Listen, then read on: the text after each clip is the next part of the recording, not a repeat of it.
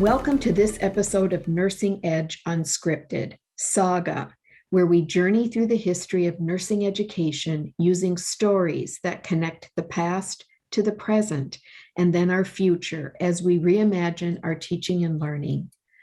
August is the birth month of Susie King Taylor, born August 6, 1848, near Savannah, Georgia.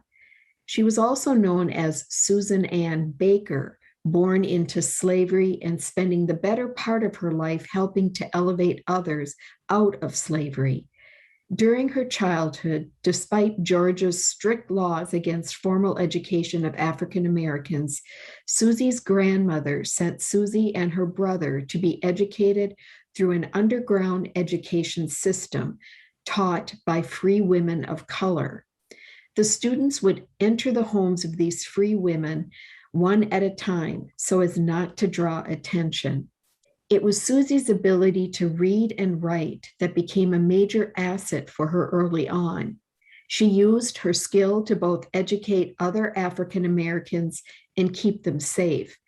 As an example, she was known to write security passes for those who might be out after curfews to keep them from being arrested. At the age of 14, the chaos of the Civil War provided an opportunity for Susie to flee the South and become free when she followed her uncle to safety behind Union lines. She joined the 33rd United States Colored Infantry Regiment and worked in a number of capacities from laundress to cook. During the Civil War, she also was asked to help in the capacity of a nurse. In her memoirs, she shared how she attended to the nursing care needs of her fellow comrades. She was known to have assisted in the recovery of soldiers infected with smallpox through both the care she provided and her advocating for the smallpox vaccination. She visited other Army hospitals and often joined in assisting in the care of the wounded and sick soldiers. Beyond her work as a nurse tending to the sick and wounded soldiers, her ability to read and her thoughtful instruction proved valuable to the soldiers.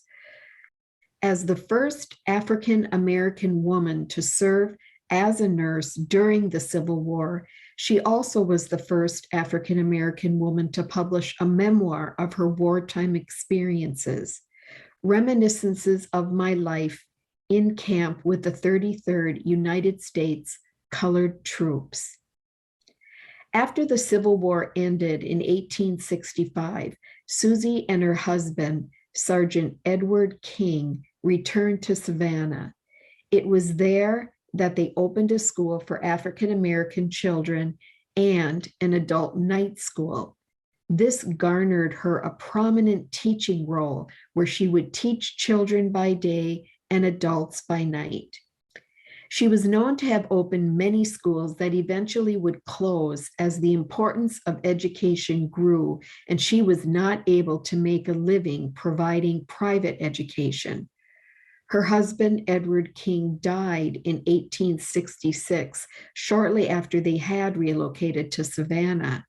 She married again in 1870 after traveling to Boston as a domestic servant when she could no longer find work as a teacher.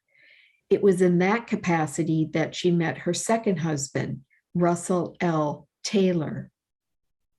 In 1883, the Women's Relief Corps was assembled in Portland, Maine. The purpose of the Corps was to assist in providing for the housing and care needs of women nurses from the Civil War who were either destitute or ill. Susie, once again driven by her gracious contributions to humanity, organized Corps 67 as a chapter of the Women's Relief Corps in 1886 to drive this service work. Susie left a legacy that continues today in her hometown of Savannah. The Susie King Taylor Community School in Savannah is a tuition-free public K-8 charter school. The student pledge at the school has as its foundation the word free, focused, responsible, and respectful. empathic, and empowered.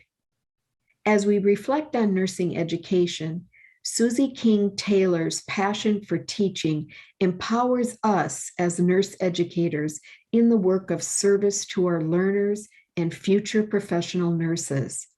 The spirit of inquiry guides nurse educators to impart our knowledge with colleagues and learners as we seek to develop future professional nurses who are focused, responsible, respectful, empathic, and empowered.